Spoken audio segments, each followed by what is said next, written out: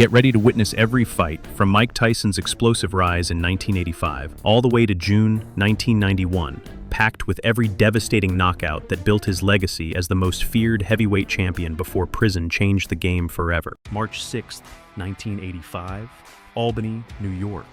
An 18-year-old kid steps into the ring for the very first time as a professional. His name, Mike Tyson. Standing across from him is Hector Mercedes, a fighter with a 0-3 record. No wins, no momentum, just a man trying to survive. From the opening bell, Tyson doesn't wait. He charges. There's no warm-up, no feeling out round, just immediate pressure. He's throwing bombs, short, sharp, and violent. Mercedes tries to stay upright, but the power is too much. Tyson's hooks are thudding into his ribs, smashing into his guard, slicing through him like a buzzsaw. In less than 2 minutes, it's over. A savage combination sends Mercedes to the canvas. He gets up, but he's got nothing left. The referee steps in. It's a TKO. Tyson raises his hands. One fight, one win, one warning to the world. Iron Mike had arrived. Just 36 days after his pro debut, Mike Tyson is back. April 10th, 1985. This time, it's in Albany again. The opponent, Trent Singleton. Another man about to step into a storm. Tyson walks to the ring with that same cold stare. No emotion, no nerves, just focus. Singleton looks calm, but it won't matter. The bell rings. Tyson comes out with bad intentions. He's bobbing, weaving, moving like a tank with speed. Then, bang, a right hand crashes in. Singleton's in trouble already. Tyson doesn't give him a second to think. A left hook lands, another. Singleton's down, flat on his back. He gets up, but it's over before it ever really started. 1 minute and 47 seconds. That's all it takes. Another first round TKO. Tyson moves to 2-0. 2 fights, 2 finishes, and the scariest part, he's just getting started. May 23rd, 1985. Mike Tyson steps into the ring for the 3rd time as a pro, less than 3 months into his career. His opponent tonight, Don Halpin, a journeyman, experienced, and yes, he's been stopped before, but never by anyone like this. Tyson walks in the same as always. No robe, no smile, just that cold stare, and he doesn't come to box, he comes to destroy. From the opening bell, Tyson applies pressure. He's bobbing low, slipping shots, ripping to the body. Halpin fights back. He's not here to lay down, but Tyson's power is different, thudding, relentless. Round after round, Tyson keeps coming. He's patient, calculated, breaking Halpin down piece by piece. The crowd feels it. Halpin feels it. Then, in the 4th round, Tyson closes the show. A brutal combination lands clean. Halpin hits the canvas. He beats the count, but the referee's seen enough. It's over. Tyson wins by TKO.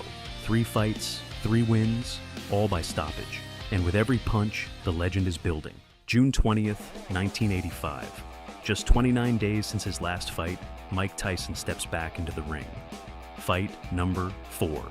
The opponent this time is Ricardo Spain. Spain walks in with nerves hidden behind a blank stare. But deep down, he knows what's coming. Everyone in the building does. Tyson doesn't waste time.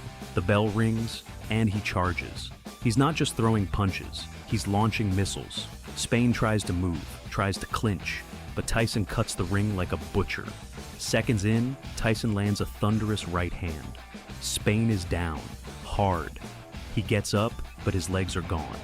Tyson moves in for the finish. Another brutal flurry, another knockdown. This time, Spain doesn't beat the count. It's over in 39 seconds. Tyson's fastest finish yet. 4 fights, 4 knockouts. And Mike Tyson is starting to look less like a prospect and more like a problem. July 11th, 1985, Mike Tyson returns for his 5th professional fight, just 22 days after his last knockout. His opponent, John Alderson, tall, rangy, 6'4". He's got the size, but Tyson's got the menace. From the opening bell, Tyson charges forward, slipping, bobbing, closing distance. Alderson tries to jab and move, but Tyson's already inside, digging to the body, ripping uppercuts, tight shots that hurt. Alderson hangs on through the first. He's taking damage, but he's still there. Then comes round 2. Tyson presses harder. He steps in and lands a thunderous right cross. It lands flush. Alderson drops. He gets up, shaken, wobbly. He survives the round, but the damage is done. He doesn't come out for the third. He's had enough. Mike Tyson wins by second round stoppage. 5 fights, 5 wins, all by knockout. And with every fight, the message is getting louder. This kid is something different. July 19th, 1985. Tyson's 6th fight. He stops Larry Sims with a third round KO. There's no surviving footage, but the result speaks for itself. Another knockout. Another victim. August 15th, 1985. Just 5 months after making his debut in March, Mike Tyson steps into the ring for the 7th time. His opponent, Lorenzo Kennedy. The bell rings, and Tyson goes straight to work. He closes the distance in seconds. No feeling out, no hesitation, just pressure. Then, bang. A crushing left hook lands clean. Kennedy hits the canvas. He beats the count, but Tyson's not finished. He storms in with a vicious combination, and Kennedy goes down again. It's over. First round knockout, 7 fights, 7 wins, all by stoppage. Tyson's not just rising, he's tearing through everything in front of him.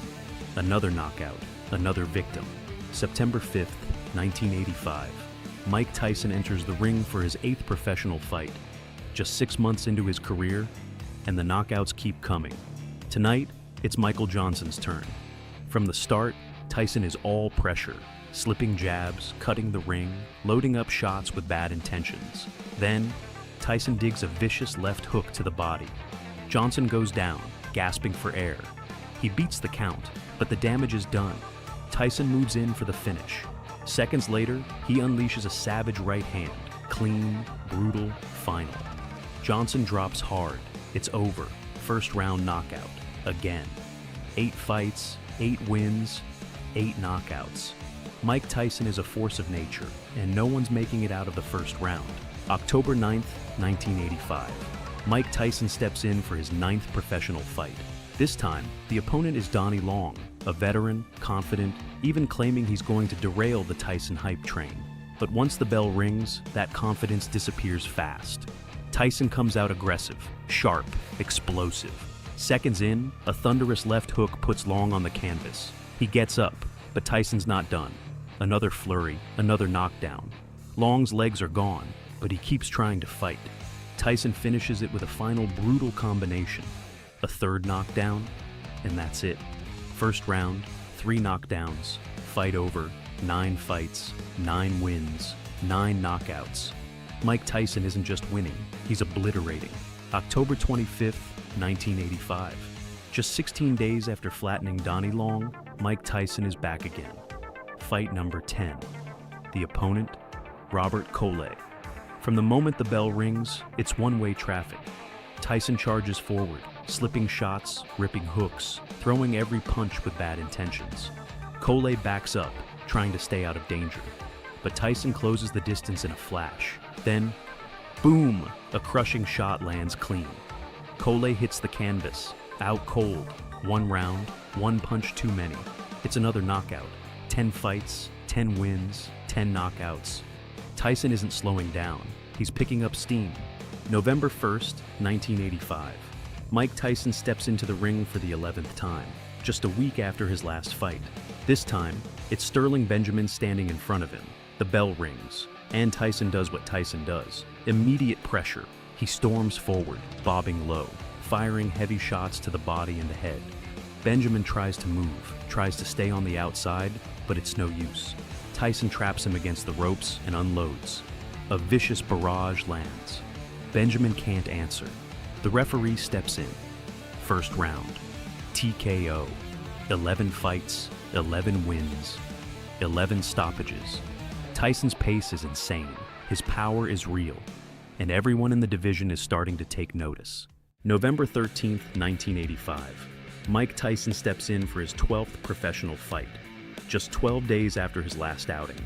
This time, he's facing Eddie Richardson. It doesn't take long. Tyson charges forward, eyes locked, fists loaded. Then, bang. A thunderous right hand drops Richardson hard. He crashes to the canvas. The crowd erupts. Richardson somehow gets up, but he's on borrowed time. Tyson moves in, patient but ruthless. Moments later, he lands a brutal left hand, and that's the end of it. Richardson's down again. This time, he's not getting up. Another first-round knockout. 12 fights, 12 wins, 12 knockouts. Tyson's not just winning, he's sending a message.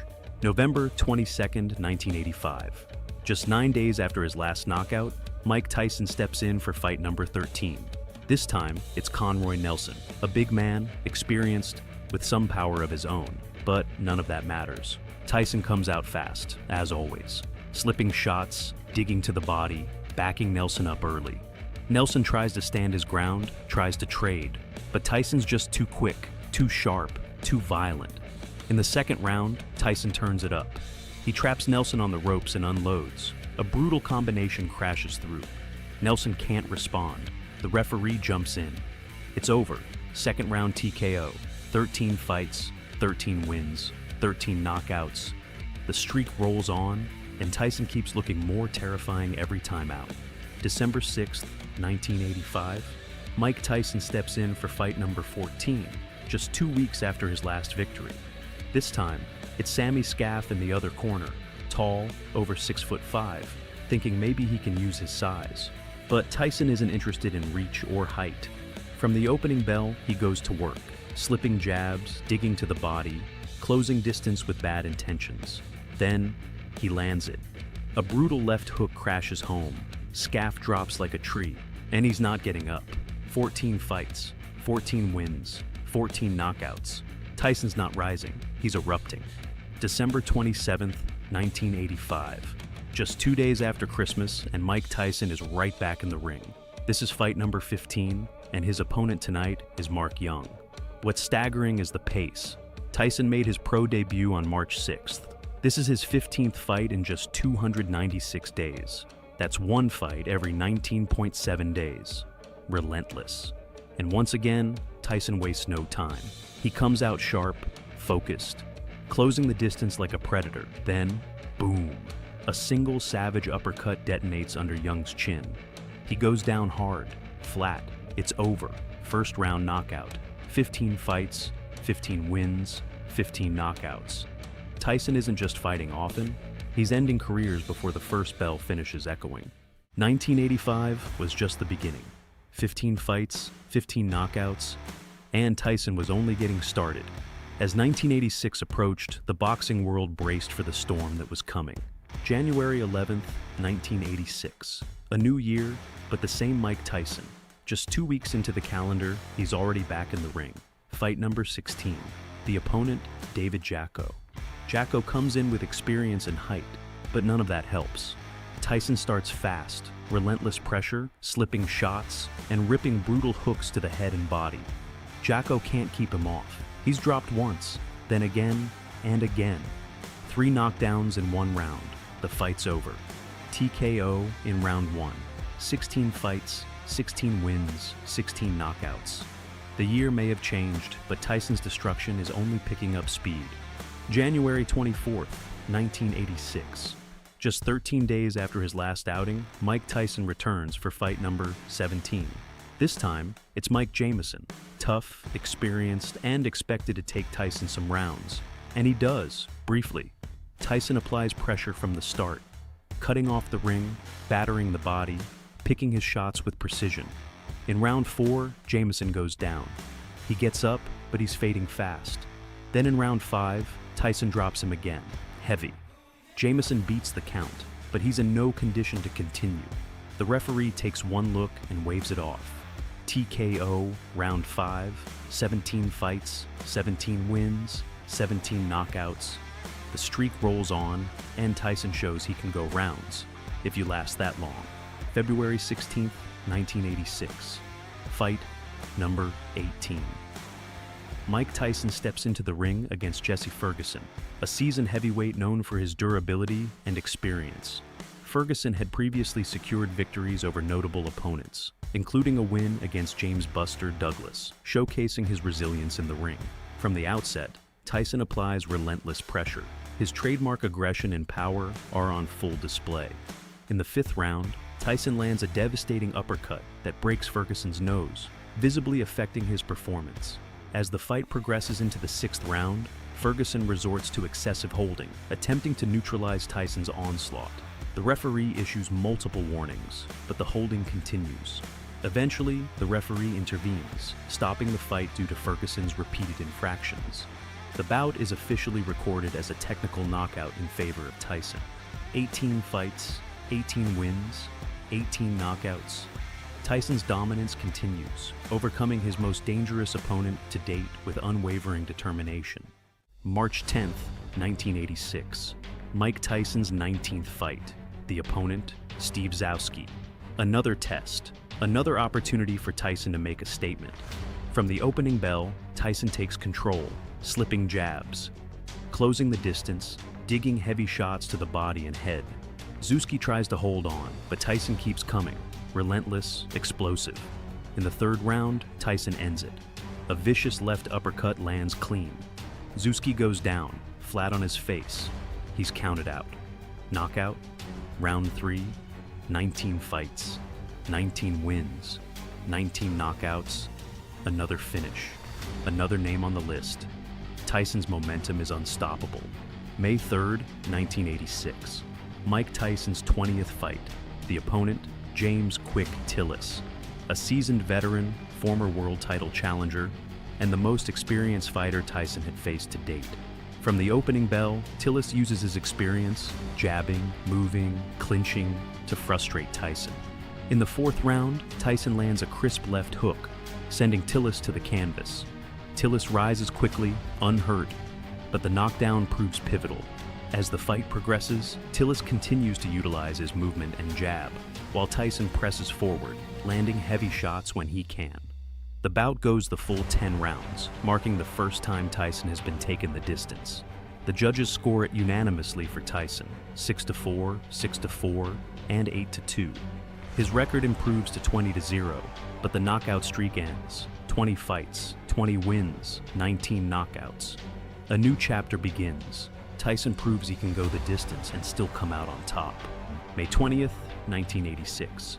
Just 17 days after going the distance for the first time, Mike Tyson steps back into the ring. Fight number 21. The opponent, Mitch "Blood" Green. Green isn't just another journeyman. He's a 6 feet 5 inches heavyweight with a 16-1-1 record, ranked number 7 by the WBC. A former 4-time New York Golden Gloves champion, Green is known for his toughness and street-hardened reputation. From the opening bell, Tyson presses forward, but Green has a plan: clinch, hold, and survive. He uses his reach and size to smother Tyson's offense, tying him up whenever he gets close. Tyson stays aggressive, digging to the body, slipping jabs, and landing short hooks inside. He controls the pace, but Green refuses to go down. The rounds pile up. Tyson dominates the action, but Green's strategy keeps him upright. After 10 rounds, the decision is unanimous. Tyson wins on all cards, 2 scores of 9-1, 1 of 8-2, 21 fights, 21 wins, 19 knockouts. Another decision, another lesson. Tyson's rise continues, tested, but still unbeaten. June 13th, 1986. Fight number 22. Just 3 weeks after his win over Mitch Green, Mike Tyson returns to the ring. The opponent, Reggie Gross, a big punching southpaw with a reputation for chaos in the opening rounds. Gross comes out firing, throwing wild looping shots, trying to overwhelm Tyson with aggression. But Tyson stays cool. He slips the punches, closes the distance, and then, bang! A brutal counter left hook detonates on Gross's chin. He drops hard. Knockout. First round. 22 fights. 22 wins. 20 knockouts. Tyson's back on the knockout trail, and doing it in devastating fashion. June 28th, 1986. Fight number 23. Just 15 days after dismantling Reggie Gross, Mike Tyson is back again. The opponent, William Hosea, a durable heavyweight with a solid 12-3 record. But from the first bell, Tyson makes it clear, this won't last long. He marches forward, slipping jabs and unloading with clubbing hooks from both hands. The sound of leather echoes through the arena. Hosea can't handle the pressure. A brutal barrage lands clean. Left, right, left. Hosea crumples to the canvas. Knockout, First round, 23 fights, 23 wins, 21 knockouts, another ruthless finish. Tyson's march toward the top continues, unstoppable. July 11th, 1986, fight number 24. Just 2 weeks after blasting out William Hosea, Mike Tyson returns to the ring. His opponent, Lorenzo Boyd, a tall, rangy heavyweight trying to survive the storm. From the opening bell, Tyson goes to work, slipping shots, cutting the ring, digging to the body. Boyd does what he can to hold and stall, but the pressure is relentless. In round 2, Tyson closes the show. A vicious body shot folds Boyd over, and then comes the finisher. A thunderous right uppercut snaps his head back and sends him down hard. The referee doesn't count. Knockout, second round, 24 fights, 24 wins, 22 knockouts, another brutal finish. Tyson's rise is punishing and precise. July 26, 1986, fight number 25. This one has buzz. The opponent, Marvis Frazier, son of the legendary Joe Frazier. A former amateur standout, 16-1 as a pro, his only loss coming to Larry Holmes. He's expected to be a real test, but it never becomes a contest. From the opening bell, Tyson sprints across the ring. No feeling out, no hesitation. He closes the distance instantly and launches a vicious uppercut that nearly lifts Frazier off the canvas. Frazier crumbles to the mat. He tries to rise, but he's finished. The referee waves it off at just 30 seconds. First round, knockout. 25 fights, 25 wins, 23 knockouts. Marvis Frazier came with a name and a reputation. Tyson sent him home with neither. August 17th, 1986, fight number 26. Mike Tyson faces Jose Ribalta, a big, tough Cuban heavyweight with a granite chin and no intention of backing down. And from the opening bell, Ribalta shows it. He stands toe-to-toe, absorbing Tyson's bombs and firing back. He's dropped, but gets up, hurt, but keeps swinging. Round after round, Tyson pounds the body, rips uppercuts through the guard, and wears Ribalta down. But Ribalta refuses to fold. Until round 10. Tyson pours it on. A brutal barrage of punches pins Ribalta to the ropes. A final right hand lands flush, and the referee has seen enough. He steps in. It's over. TKO, round 10, 26 fights, 26 wins, 24 knockouts. Ribalta showed heart, but Tyson showed why nobody can survive for long. Relentless, violent, unstoppable. September 6th, 1986. Fight number 27. Mike Tyson returns to the ring just 3 weeks after his war with Jose Ribalta. This time, the opponent is Alfonso Ratliff, tall, experienced, and confident.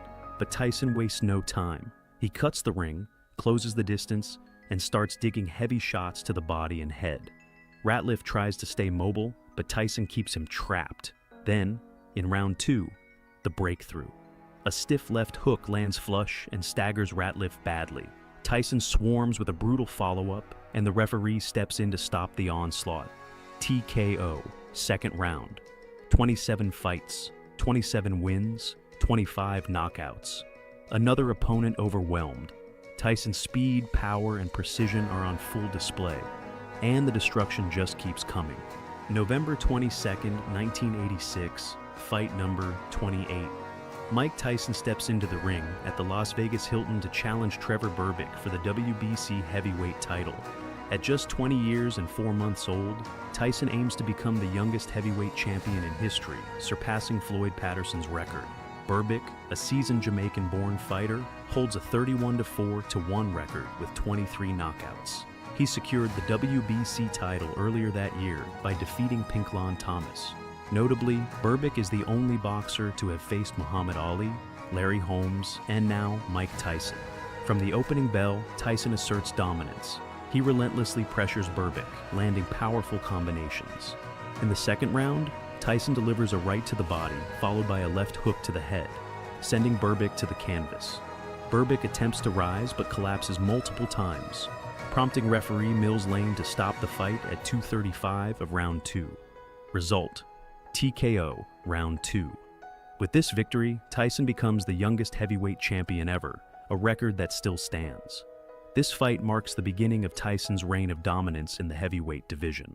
After an astonishing 28 fights in less than 2 years, a pace almost unheard of in modern boxing, Mike Tyson entered 1987, not as a rising contender, but as the reigning WBC heavyweight champion. Now, the hunted, not the hunter, Tyson's schedule slowed. Just 4 fights followed in 1987, but each one carried the weight of expectation. Every opponent was now a threat to the throne. The knockout machine was about to show he could defend his crown just as viciously as he chased it. March 7, 1987, fight number 29. Mike Tyson returned to the ring at the Las Vegas Hilton, defending his WBC heavyweight title against James Bonecrusher Smith in a unification bout. Just over 2 years into his professional career, Tyson was already the youngest heavyweight champion in history. Now, he looked to add the WBA belt to his growing collection. Smith, a 33-year-old veteran, had shocked the boxing world 3 months earlier by knocking out Tim Witherspoon in the first round to win the WBA title. Known for his raw power and experience, Smith was viewed as one of Tyson's most dangerous opponents to date. But once the fight began, it turned into a frustrating affair. Tyson pressed forward throughout, looking to unleash his trademark combinations. Smith, however, relied heavily on clinching and holding, repeatedly tying Tyson up to smother the action. Referee Mills Lane deducted points from Smith in rounds 2 and 8 for excessive holding. Despite the lack of fireworks, Tyson was in full control. He landed 191 punches to Smith's 51 and dictated the pace from start to finish.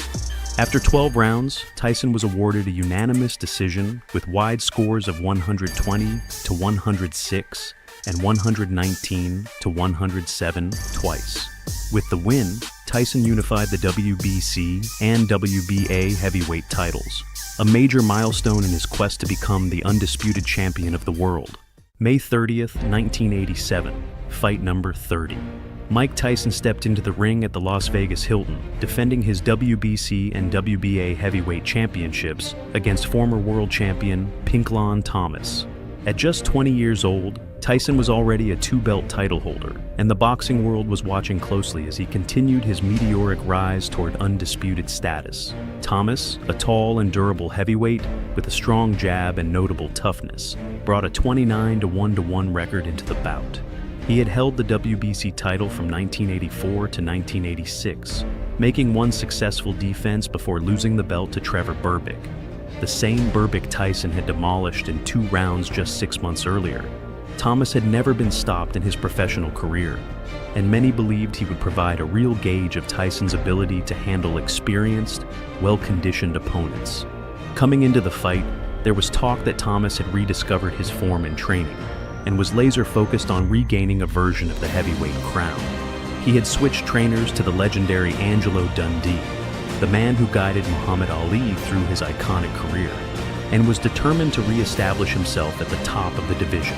But standing across from him was a 20-year-old force of nature who hadn't just been beating opponents, he'd been annihilating them. From the opening bell, Tyson brought immediate pressure. He slipped Thomas's jab and drove home short, thudding shots to the body. His signature head movement made him a difficult target, and his combinations landed with terrifying speed and precision. Thomas tried to establish range with his jab and looked to tie Tyson up in the clinch, but the younger man was relentless, constantly cutting off the ring and forcing exchanges at close quarters. To Thomas's credit, he absorbed significant punishment through the early rounds. He kept his composure and showed flashes of his slick boxing ability, but it was clear the tide was against him. Tyson's power was taking its toll, and the former champ was slowly being broken down. Then came round 6. Tyson burst forward with sudden fury. He cornered Thomas near the ropes and unleashed a vicious 15-punch combination, a savage mix of hooks, uppercuts, and crosses, thrown at blinding speed. Thomas staggered, reeled, and finally crashed to the canvas. It was a spectacular assault, one of the most devastating single offensive sequences in Tyson's career. Thomas bravely tried to rise, but the damage was done. Referee Carlos Padilla didn't hesitate. He waved it off at exactly 2 minutes of the 6th round. Thomas lay on the canvas, eyes glazed, as the crowd erupted in appreciation of what they had just witnessed. Mike Tyson had done it again. It was his 27th knockout in just 30 professional fights. The win wasn't just another defense, it was a statement. Tyson hadn't just beaten a former champion with a chin of granite. He had broken him down, then finished him in spectacular fashion. The stoppage marked the first time Thomas had ever been knocked out, and it reinforced the growing sense that Tyson wasn't just the best heavyweight in the world. He might be one of the most destructive ever. By the end of the night, there was no doubt. Tyson was now marching into the summer of 1987 as the dominant force in boxing, closing in on the third piece of the heavyweight crown. The WBC and WBA belts were secure. Only one remained, and Mike Tyson looked utterly unstoppable.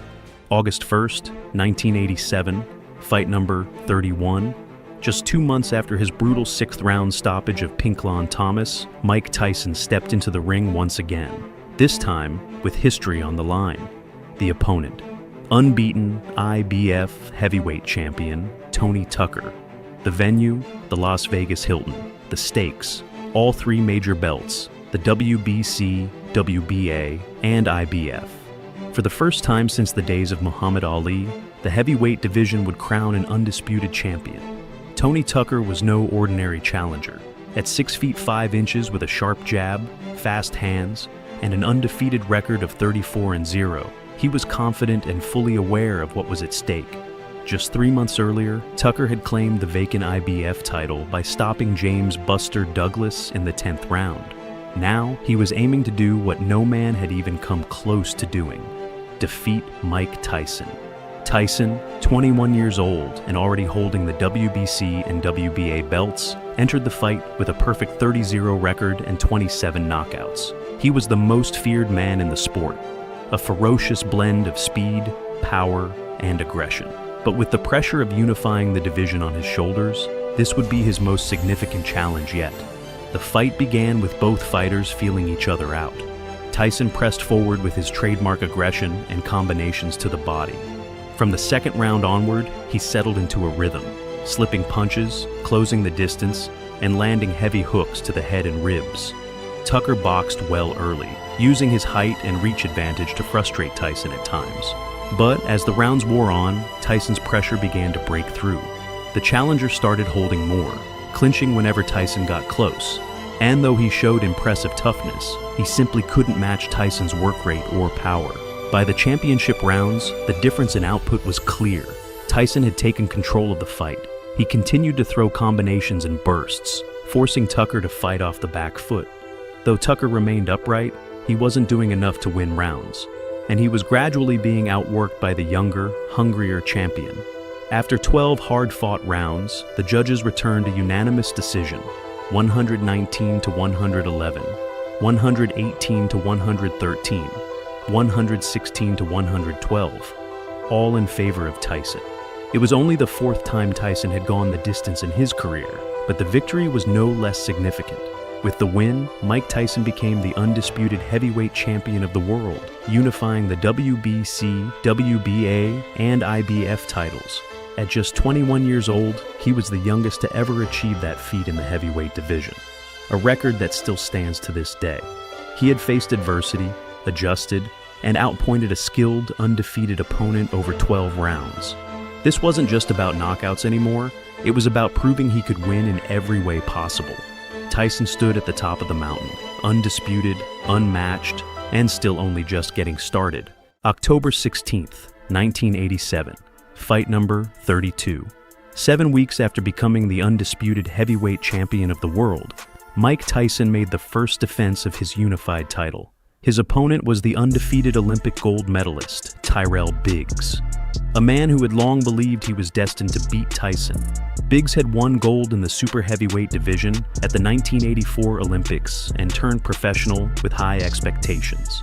Tall, athletic, and technically sound, he had racked up a 15-0 record with 10 knockouts. But it wasn't just his record that brought intrigue, it was the backstory. Biggs had been vocal, even dismissive about Tyson for years. In fact, during their time on the Olympic team, the two had a frosty relationship, with Biggs reportedly mocking Tyson's style and doubting his future in the sport. Now, in 1987, their paths finally crossed in Atlantic City, with all the heavyweight marbles on the line. From the opening bell, it was clear Tyson had taken Biggs' past comments personally. Biggs started well, boxing from range behind a flicking jab, trying to stay on his toes and avoid Tyson's pressure. For a couple of rounds, he did exactly what he said he would: frustrate the champion. But Tyson was patient. He absorbed the movement, slipped the jab, and began chipping away with heavy body shots. Biggs' rhythm started to break. The jab slowed, the footwork dulled. Tyson had found his range, and Biggs began to feel the weight of every thudding combination. In the 5th round, Tyson opened up with a brutal left hook that snapped Biggs' head back. The crowd roared as the champion began stalking him relentlessly. Biggs tried to hold, tried to move, but there was nowhere to hide. By the 7th round, Tyson had broken him down completely. After battering Biggs into the ropes with a crushing combination, he landed another monstrous left hook that sent Biggs to the canvas. Bloodied and overwhelmed, Biggs rose to his feet, but Tyson swarmed again. Moments later, a final flurry prompted the referee to step in and wave it off. Tyson won by 7th round TKO, his 28th knockout in 32 fights. And in doing so, he delivered a brutal message. This was personal, and this was punishment. The aftermath was telling. Biggs' face was battered, his undefeated record gone, and his career would never truly recover. For Tyson, it was another emphatic chapter in his reign of destruction. A champion defending his crown with cold, calculated fury. He didn't just beat Biggs, he broke him. And the Tyson juggernaut rolled on. After a relentless rise through the heavyweight division, Mike Tyson entered 1988 as the undisputed heavyweight champion of the world, holding the WBC, WBA, and IBF titles. Since his professional debut in March 1985, Tyson had fought an astonishing 32 times, crushing contenders, dismantling champions, and unifying the division with a level of dominance rarely seen in boxing history. Now, nearly 3 years into his pro career, Tyson's schedule finally began to slow. In 1988, he would step into the ring just 3 times. But what the year lacked in quantity, it made up for in high-stakes drama and elite opposition. Tyson was no longer the fearsome contender chasing the throne. He was the throne, the man every heavyweight was gunning for. Each opponent came in looking to shock the world, but Tyson remained a step ahead, faster, stronger, and more dangerous than ever. The pace may have eased, but the intensity never dropped. 1988 would prove that even as the hunted, Tyson was still the most feared man in boxing. Fight 33, January 22nd, 1988. Versus Larry Holmes. Mike Tyson's first fight of 1988 was steeped in history. Standing across from him was none other than Larry Holmes, one of the greatest heavyweights of all time. Holmes had reigned as WBC and later IBF heavyweight champion for nearly a decade, making 20 successful title defenses and compiling an incredible 48-0 record before suffering his first defeat to Michael Spinks in 1985. He was just 1 win away from tying Rocky Marciano's legendary 49-0 record. But by the time Holmes stepped into the ring with Tyson, he hadn't fought in almost 2 years. His last appearance came on April 19, 1986, in a second consecutive loss to Spinks. And his most recent victory was way back in May 1985. Now 38 years old, Holmes was coaxed out of retirement with the chance to reclaim the heavyweight crown and add one final chapter to his storied career. Tyson, 21 years old and in his prime, entered the ring as the undisputed champion, looking to make a statement against a living legend. From the opening bell, Tyson was aggressive, fast, and ferocious. Holmes tried to use his jab and movement to keep Tyson at bay, but the champion's pressure was unrelenting. In round 4, Tyson exploded with a brutal combination. A thunderous right hand sent Holmes crashing to the canvas. The referee waved it off, giving Tyson the TKO victory in round 4. It was the only time in Larry Holmes' illustrious 75-fight career that he was stopped. Tyson had not only defended his title, he had emphatically dispatched one of the greatest champions in boxing history. Fight 34, March 21st, 1988, versus Tony Tubbs.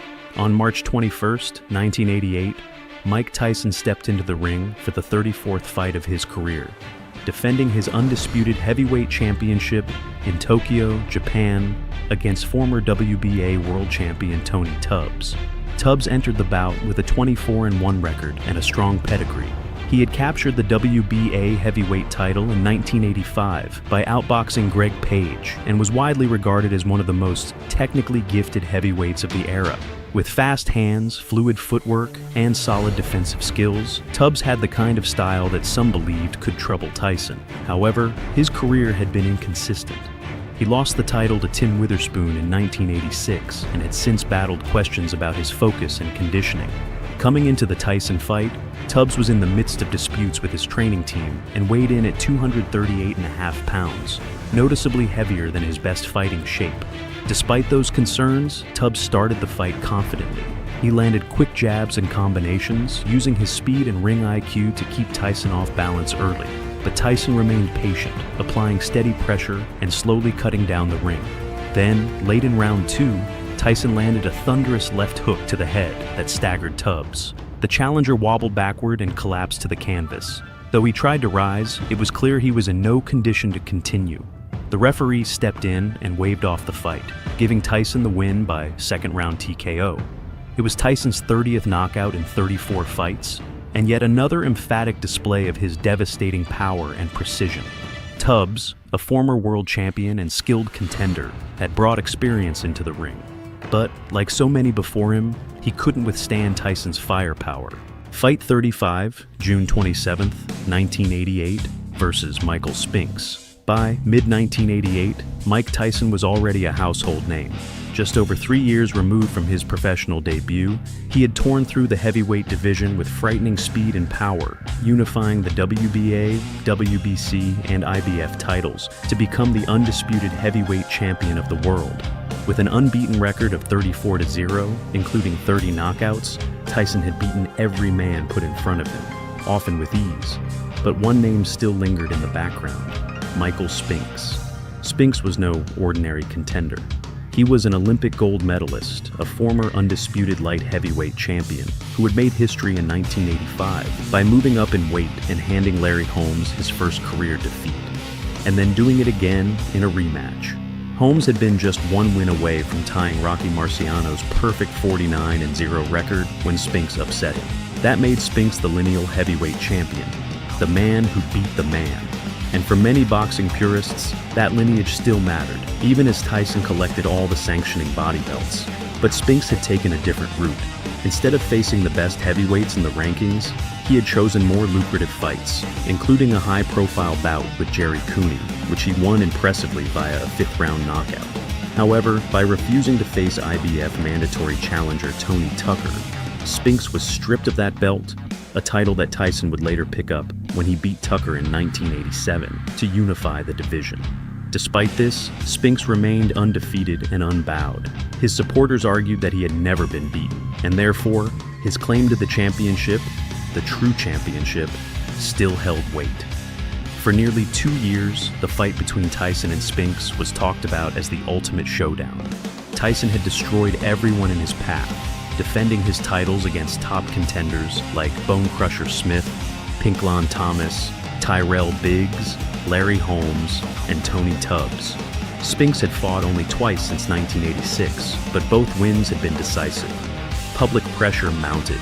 The media framed it as the fight to determine once and for all who the real heavyweight king was. Negotiations were complicated by television networks, promoters, and egos. Tyson was aligned with Don King and HBO, while Spinks was backed by Butch Lewis and Showtime. But eventually, money talked. The bout was set for June 27, 1988, at Trump Plaza in Atlantic City, New Jersey.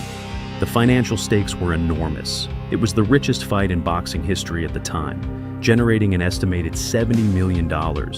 Tyson would earn around $20 million, while Spinks was guaranteed $13.5 million. The event attracted A-list celebrities, sports legends, and media from around the world. The fight was billed fittingly as once and for all. Inside the ring, the build-up quickly gave way to brutality.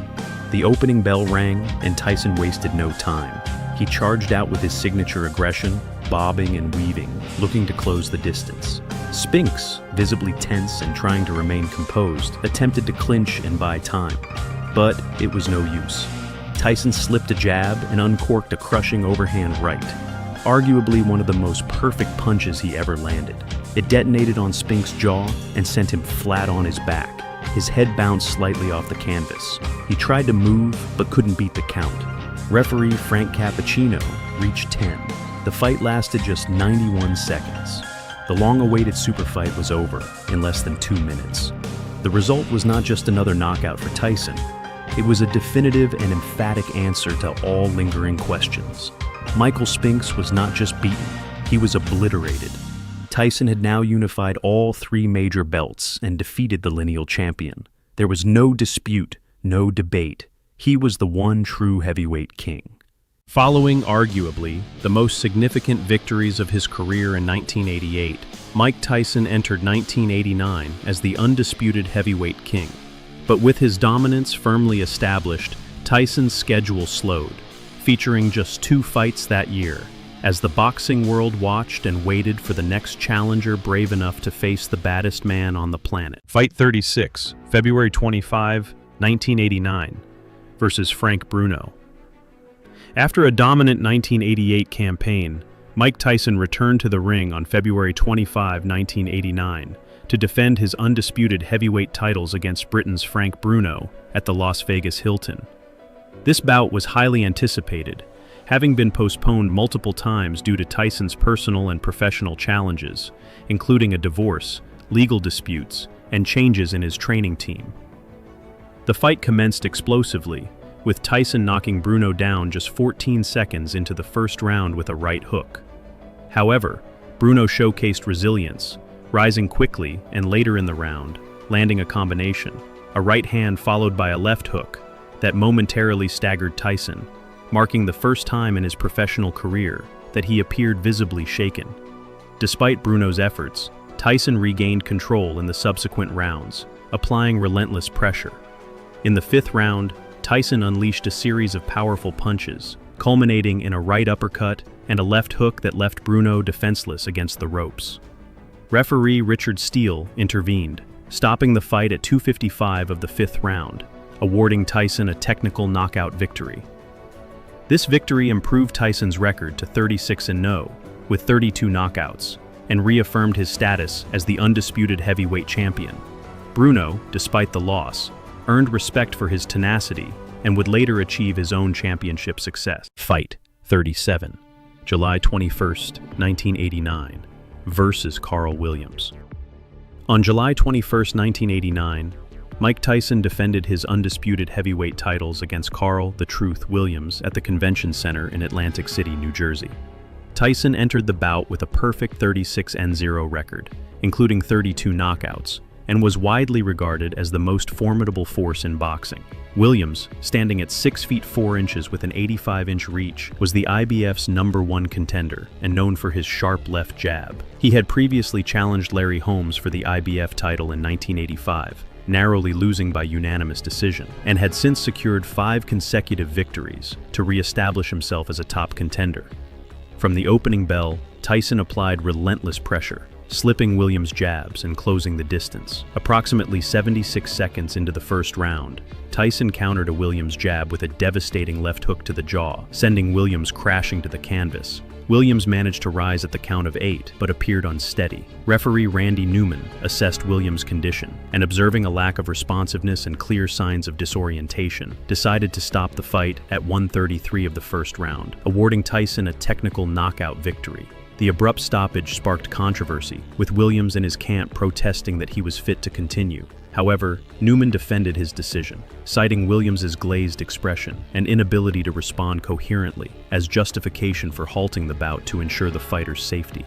This victory marked Tyson's 37th consecutive win and 33rd knockout, further solidifying his dominance in the heavyweight division. Unbeknownst to many at the time, this bout would be Tyson's final successful title defense before his shocking defeat to James "Buster" Douglas in February 1990, a loss that ended his reign as the undisputed heavyweight champion. As 1989 drew to a close, fans couldn't help but notice a shift. After years of ferocious activity, fighting nearly every month during his meteoric rise, Mike Tyson had stepped into the ring just twice all year. While both performances were dominant, questions began to surface. Why the slowdown? Some pointed to Tyson's increasing involvement outside the ring, His celebrity status had skyrocketed. He was now a global icon, appearing in commercials, magazine covers, and red carpet events. Others suggested that distractions in his personal life, including a deteriorating relationship with manager Bill Caton and the growing influence of promoter Don King, were beginning to impact his focus and scheduling. Behind the scenes, Tyson's once tightly controlled training regime was beginning to loosen. Kevin Rooney, the trainer who helped mold Tyson into a relentless force, had been dismissed the previous year, leaving a noticeable void in both discipline and technical sharpness. While Tyson was still winning, and winning big, the slowdown in 1989 marked the beginning of a new era. No longer the hungry contender, fighting monthly, Tyson was now a champion juggling fame, pressure, and the early signs of turbulence behind the throne. The storm clouds were gathering, and 1990 would bring one of the most shocking upsets in boxing history. After 4 dominant years and 37 straight victories, Mike Tyson entered 1990 as the undefeated, undisputed heavyweight champion of the world. With all 3 major titles around his waist and a reputation for ruthless knockouts, Tyson looked untouchable. But 1990 would become a defining chapter in his career, a year that delivered both devastation and disbelief. Across 3 fights, Tyson's aura of invincibility would be questioned, his legacy shaken, and the boxing world stunned. The most feared man in boxing was about to face his greatest test yet. Fight 38, 11 February 1990 versus James "Buster" Douglas. In a bout that stunned the sporting world, Mike Tyson was stopped in the 10th round by James "Buster" Douglas at the Tokyo Dome in Japan, suffering the first defeat of his professional career and losing his WBC, WBA, and IBF heavyweight titles. The fight has since become etched in history as arguably the greatest upset the sport has ever seen. Tyson came into the fight with a perfect record of 37-0, including 33 knockouts. He had looked virtually untouchable since becoming the youngest heavyweight champion in history, demolishing opponents with frightening power and speed. Buster Douglas, by contrast, had 4 career defeats and was seen as a fringe contender at best. The odds reflected the perceived mismatch. Tyson was a 42-1 favorite. Many questioned why the fight was even happening, and the general expectation was that Tyson would dispatch Douglas quickly and move on to a much-anticipated super fight with Evander Holyfield. But circumstances behind the scenes painted a different picture. Tyson had recently parted ways with longtime trainer Kevin Rooney, and his preparation for the fight appeared lax. There were reports of chaotic training camps, poor sparring, and a lack of urgency from Tyson's camp. Douglas, on the other hand, was focused and determined, fighting with the memory of his recently deceased mother, who had passed away just 23 days before the bout. That emotional drive would prove crucial. From the opening bell, Douglas took control with a crisp and accurate jab, using his 12-inch reach advantage to keep Tyson at bay. He worked angles, showed impressive head movement, and continually peppered Tyson with combinations. Tyson struggled to close the distance and appeared flat-footed, absorbing punishment without landing his usual bombs. The turning point seemed to come in the 8th round when Tyson landed a huge right uppercut that knocked Douglas down. Controversy followed, as Tyson's team protested the referee's count, claiming it was slow. Douglas rose at 9, but by the end of the round he was back on top, landing more clean punches and keeping Tyson from building any momentum. In the 10th, Douglas delivered a picture-perfect uppercut that snapped Tyson's head back. A blistering combination followed, and Tyson crashed to the canvas for the first time in his career. In a surreal scene, he scrambled on the mat looking for his gum shield, clearly dazed. He couldn't beat the count. The referee waved it off at 1:23 of the round. Just like that, Tyson's reign was over. The result sent shockwaves through the sport and remains one of its most iconic moments. Tyson's aura of invincibility was shattered in front of a stunned global audience. Douglas, once viewed as a stepping stone, became the new undisputed heavyweight champion of the world. Fight 39, 16 June 1990 versus Henry Tillman. Just 4 months after his shocking defeat to Buster Douglas, Mike Tyson returned to the ring on June 16, 1990, looking to restart his path back to the heavyweight championship. His opponent was Henry Tillman, a man with a bit of history. Tillman had defeated Tyson twice in the amateurs, including in the 1984 U.S. Olympic trials, denying Tyson a place on the Olympic team and sending him down the path to the professional ranks instead. Tillman, who went on to win Olympic gold in Los Angeles, had never quite made the same impact as a professional. Despite a respectable record, he lacked the power and aggression of Tyson and was seen as an ideal opponent for Tyson's comeback, a name with significance but limited risk. For Tyson, it was personal. This was a chance to settle a long-standing score and make a statement following the biggest upset in boxing history. Tyson hoped would be a swift return to the top of the heavyweight division. Fight 40. 8 December 1990 versus Alex Stewart. Mike Tyson stepped into the ring for his 40th professional bout on December 8, 1990, facing hard-hitting contender Alex Stewart at the Convention Center in Atlantic City. Still on the comeback trail following his shocking upset loss to Buster Douglas earlier that year, Tyson was looking to maintain momentum and reaffirm his position as one of the most dangerous heavyweights on the planet. Alex Stewart entered the bout with a formidable record, 26 wins, 26 knockouts, and only one defeat, which came against Evander Holyfield. A powerful and aggressive fighter, Stewart was seen as a genuine threat, with legitimate knockout power, but he had never faced anyone with Tyson's unique combination of speed, ferocity, and explosiveness. From the outset, Tyson was relentless. He exploded out of his corner and immediately began backing Stewart up, cutting off the ring and punishing him with short, powerful combinations. Stewart struggled to keep Tyson off, and was floored for the first time early in the round by a vicious burst of punches. He bravely got back up, but Tyson was on him instantly, dropping him a second time with another crushing attack. Stewart once again beat the count, but Tyson closed the show seconds later. A thudding left hook sent Stewart crashing to the canvas for a third time, this time for good. The referee waved it off at 2:27 of the first round, handing Tyson a devastating TKO victory. It was Tyson's 35th knockout in 40 fights, and another emphatic reminder of his raw power and finishing ability. Though his aura of invincibility had been dented earlier in the year, this performance showed he was still a fearsome force, capable of ending fights in an instant. The demolition of Stewart was one of Tyson's most ruthless displays, reinforcing his status as a top contender heading into 1991. 1990 marked the beginning of a dark turning point for Mike Tyson. The invincible aura had been shattered in Tokyo, along with his grip on the heavyweight crown. But what lay ahead in 1991 would eclipse even that downfall. The gloves would come off, not just in the ring, but in his life. Scandal, courtroom battles, and personal demons would soon consume the man once hailed as the most feared fighter on earth. Tyson's greatest fight was no longer for titles. It was for redemption, identity, and survival. After the stormy highs and crushing lows of 1990, the year 1991 would prove to be even more pivotal, both in the ring and far beyond it. Mike Tyson entered the new year, still trying to reclaim his dominance, but what lay ahead would ultimately alter the course of his life forever. A single year that didn't just reshape Tyson's career, it fractured the very foundation of the heavyweight division. What began as another chapter in the comeback of boxing's most fearsome puncher would spiral into a turning point that defined the remainder of the decade for Tyson and for the sport itself. Fight 41, March 18, 1991, Mike Tyson versus Donovan "Razor" Ruddock.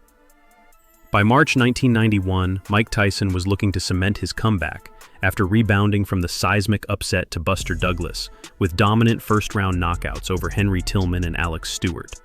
But in Donovan "Razor" Ruddock, he faced his most dangerous opponent since losing the undisputed heavyweight crown. Ruddock was a fearsome contender, tall, muscular, and armed with one of the most devastating left hooks in boxing, known as the smash.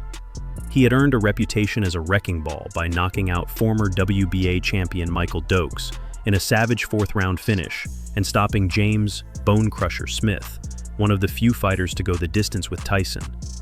However, Ruddock also carried a blemish on his record. Back in 1985, he had suffered his first and only loss, retiring in the 7th round against journeyman David Jaco due to respiratory problems that had not yet been diagnosed. Since then, he had returned with a vengeance, rebuilding his reputation with knockout wins and establishing himself as arguably the most dangerous heavyweight contender outside of Evander Holyfield.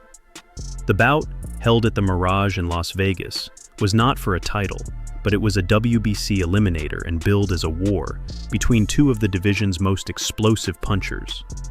The opening rounds lived up to the hype. Tyson applied his trademark pressure, slipping and countering, while Ruddock stood his ground and fired back with authority. In round 3, Tyson dropped Ruddock with a quick left hook. Ruddock got up and fought on, showing toughness and power of his own. He managed to land several of his signature looping punches, and the fight quickly turned into a brutal back-and-forth slugfest. The end came in round 7, when Tyson landed a heavy combination capped by a flush left-right that staggered Ruddock. Referee Richard Steele jumped in to stop the fight, prompting immediate controversy. Though Ruddock was clearly hurt, he was still standing and had shown tremendous heart throughout. The premature stoppage was met with boos from the crowd, protest from Ruddock's camp, and instant calls for a rematch. Tyson had now improved his record to 40-1, 36 KOs. While the result officially went down as a 7th-round TKO victory, it was far from a clear-cut triumph, and it marked a shift in Tyson's career. No longer blowing opponents away in a round or two, he was now entrenched in the brutal wars that would define the second phase of his career. Fight 42, June 28, 1991, versus Donovan "Razor" Ruddock. Mike Tyson stepped into the ring for a rematch with Donovan "Razor" Ruddock, just 3 months after their first bout ended in controversy. Critics had questioned the referee's stoppage in their March encounter, with many believing Ruddock was still in the fight. This time, there would be no early finish. Over 12 brutal rounds, Tyson and Ruddock engaged in a punishing slugfest that tested both men physically and mentally. Ruddock, who had previously stopped James "Bonecrusher" Smith, a man who had taken Tyson the full distance, entered the fight with a point to prove. But Tyson, now under even greater public scrutiny, and with a potential clash against Evander Holyfield on the horizon, came out determined to reassert his dominance. Both fighters exchanged heavy shots throughout the bout, with Tyson scoring 2 knockdowns and Ruddock showing immense resilience despite suffering a swollen eye, broken jaw, and multiple point deductions on both sides for fouls. The judges scored the fight unanimously in Tyson's favor, with totals of 113-109 and 114-108 twice. It was a clear victory, but not without cost. The rematch was Tyson's last fight before his world came crashing down. Legal troubles loomed just months away, and this would mark the final time he competed in the ring before beginning a 3-year prison sentence.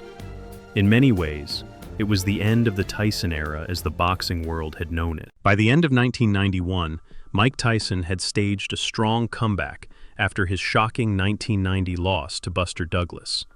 With 4 significant wins under his belt, including 2 fierce battles against Donovan "Razor" Ruddock, Tyson was once again a dominant force in heavyweight boxing. Fans eagerly anticipated a monumental showdown with Evander Holyfield, who had already established himself as the undisputed heavyweight champion. However, Tyson's rising momentum was abruptly halted outside the ring. In July 1991, he was accused of raping Desiree Washington, a charge that shocked the sports world and cast a dark shadow over his legacy. The ensuing trial became a media spectacle, exposing the complex and troubled life of the once unstoppable champion. In early 1992, Tyson was convicted and sentenced to 6 years in prison, ultimately serving 3. This marked a seismic shift in heavyweight boxing. Tyson's imprisonment prevented the long-anticipated fight with Holyfield from happening at that time, delaying what many expected to be one of the decade's greatest rivalries. Holyfield, having already secured the undisputed heavyweight titles, continued to shape the division in Tyson's absence, while the sport grappled with the loss of one of its most electrifying and controversial figures. Tyson's conviction and incarceration not only changed his own career trajectory, but also reshaped the heavyweight division's landscape throughout the 1990s. The dramatic events of 1991 and 1992 marked the end of Tyson's initial reign and underscored how a champion's legacy can be profoundly affected by their life beyond the ring.